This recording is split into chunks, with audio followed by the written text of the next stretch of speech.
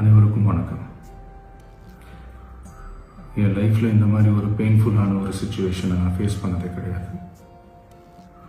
மனசு முழுக்க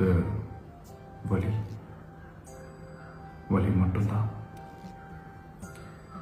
இந்த சுற்றுப்பயணத்தில் என்னென்ன மக்கள் பார்க்க வராங்க, அதுக்கு ஒரே ஒரு காரணம் தான், அவங்க என் மேலே வச்சிருக்கிற அன்பும் பாசம். அந்த அன்புக்கும் பாசத்துக்கும் நான் எப்பவும் கடமைப்பட்டிருக்கிறேன்.